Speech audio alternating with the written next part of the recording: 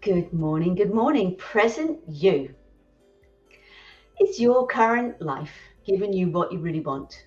Is it doing what you're doing and allowing you to be who you want to be? And is it a celebration of your hopes and your dreams or a reflection of your doubts and fears? Whatever it is, how is this current you impacting your present life and those around you? And how is it going to impact your future? Welcome to Morning Mindset. This is our fourth week of our 5-week series on living life by your design rather than existing by default. And this series is all about living intentionally and evolving. And today is about embracing change with small steps and analyzing your present you. And we never take the time to do that, do we? We just get up, boom, start the day and get on with life. So when you want to make changes, all of a sudden it's just like everything's out of the status quo because I haven't got time for a day tomorrow. Okay. So before you even contemplate any kind of change, you need to ask yourself, do I want or do I need to change? And the short answer is no. You don't need to change anything at all. If everything's working out exactly as you want it to, if you're happy, there's no reason to. And if you're not happy and you're not really caring, there's no reason to either. But if you often wish things could be different and you can be honest with yourself that your life is a reflection of your doubts and fears rather than your hopes and dreams, and it's not really making you happy, you may not be unhappy, but you're not really happy either, then you may want to consider change. I was stuck there in that cycle for a long time, not unhappy, but not really happy either. The first step then to creating change process is to make the decision that you're no longer willing to stay where you are. You're not really happy. So then you can start to think about how can I move forward in my life and experience new and exciting things to make me happy. And it's a lot easier said than done. And many people just point blank to refuse the way that they change their thinking, the way that they do anything because it's just too hard, they're too busy.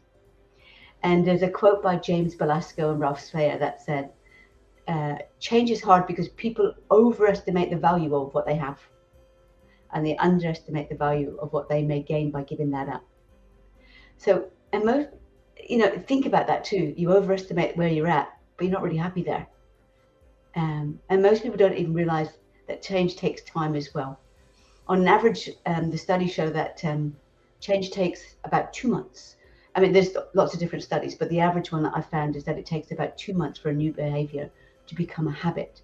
And because we live in a world of instant gratification, people get despondent and unhappy when that change doesn't happen overnight.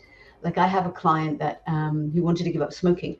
I'm a master hypnotherapist too, and she'd been smoking for over 40 years and packs a day. And after just one hypnotherapy session, she went from smoking a full pack a day just down to 2 to 3 cigarettes. But it wasn't enough for her. She wanted to go, boom, over, done, gone.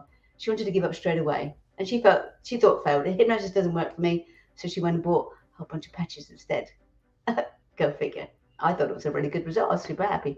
However, so my point with that is that when you're starting to make changes, start by making small changes. So that inner critic that says, oh, it don't work in, you're not worth it, you don't deserve it, it doesn't kick in. And you'll have greater success that way. Because we're creatures of habit and we like to be comfortable, so we resist change. So that little mind will go, oh, it's not working. Like my weight loss clients, they have massive success by doing this little by little technique. It's not that your therapy takes ages, but it's like you feed your mind a little bit that it can accept. And one of my clients just lost a massive amount of weight because rather than shock her system by going for gold straight away and having massive weight loss, which would have activated that resistance, we took that little by little approach, and we got our body prepared for less food and our mind ready by convincing that the change was safe and that it was actually needed and it was better if she'd lost that weight. So it could easily accept that change and it didn't kick anything in. So again, the point of sharing these stories with you is because I want you to make changes and I want them to be successful.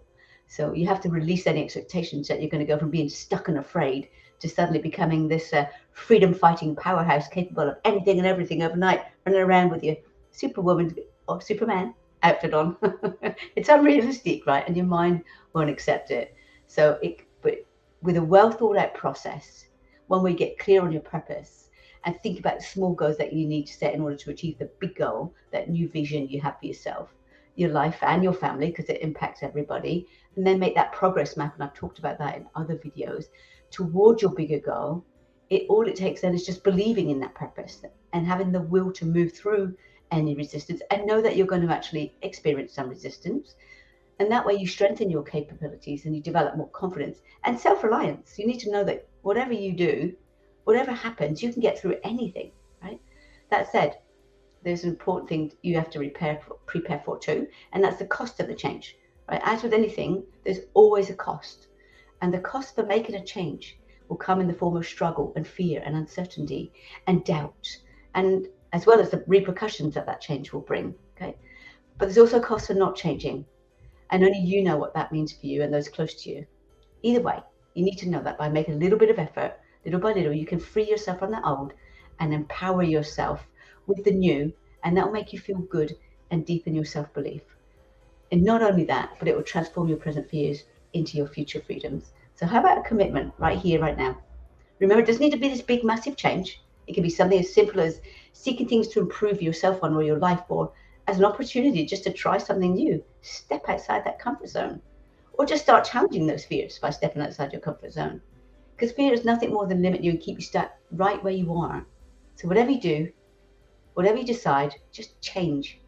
It will be a good thing for you, I promise, because you take your power back, you regain your confidence, and you strengthen that belief in yourself, and that has to be a good thing. When that happens, woohoo! Celebrate, right? Start living life more on your terms. Your life, your way, your happiness. And that's it for me today. And tomorrow we're going to talk about your growth path, where to go from here. As always, thank you for being here. I truly appreciate you, and I'm super grateful for your time.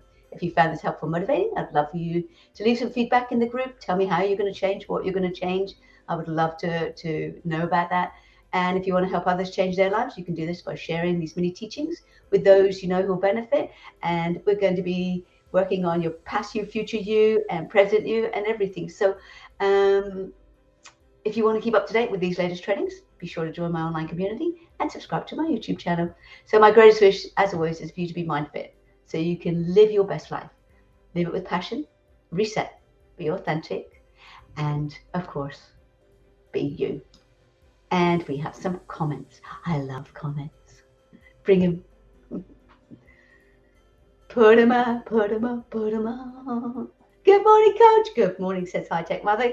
Good morning, Mark Sullivan. You weren't first. Again. August says, good morning, Coach Pam. Sorry I was not here yesterday. 50 push-ups for you, August, and I want video evidence of those. High Tech Mother says, it's not easy changing because people are afraid to lose things they have. Absolutely. That's where that placing more value on what you have, even if you're not happy, you place more value on that than on what you're going to gain. Yeah, it's interesting. Parker says, a very good morning, Coach. Whoa, addiction topics, so close to my journey. Thank you for sharing with me, Parker. Mark Sullivan says, people want a pill to fix everything immediately. We're an instant gratification society, aren't we? Absolutely right. Olga says, well said, Mark. Life is much better when we put a bit of effort into it instead of trying to a pill or an app for everything. That is so true. You know, we don't learn our lessons that way. We don't grow that way because we need that adversity in order to grow, to get our confidence and that belief in ourselves. And High Tech Mother says, I love that freedom fighting powerhouse. I know, how comes that? Parker says, exactly, smaller goals that are achievable give us the strength to keep going. And it does. And it doesn't activate that inner critic because your mind accepts, okay, I can do that bit, that bit, that bit. But when you're in a big change, it gets scared. High Tech Mother says, oh, yes, you can truly fight through anything to be where you truly want if you remain resilient and resourceful too. 100%, High Tech Mother. And High Tech Mother also says, cost of not changing is greater and regret is very expensive. Yeah, it is. Yeah, and most people don't realize that till they're in their late 80s. Parker says, I have actually a lady who's, Parker says, I am committing. Fantastic, Parker. I have a client who's in her 80s. She's 85. She comes for a monthly tune-up, mental tune-up, she calls it. I'm fully committed, says High Tech Mother, and I will keep changing and growing. I love that. I'm so excited by that. Olga says, I'm committed to growth and change each day. Awesome. Me too, Parker. And I've been doing this for over 40 odd years. And Mark Sullivan says, little by little is a good way of thinking about change. It is, because your mind accepts that and it doesn't resist too much. Because that a little bit, it can do. A big bit, that's too scary, and it activates that inner critic, as I say, and that resistance goes boom and it stops you. And Aug says, I can do 50 push-ups. I want video evidence, Parker. And then I'll do them too, August. I'll do them too. I'll show you now. I'm 60. And if I can do them, you definitely can. That's it for comments, it looks like. Thank you so much for joining me, and I will see you again tomorrow. Take care. Take care. Have fun. See you. Choose a different pathway, by the way.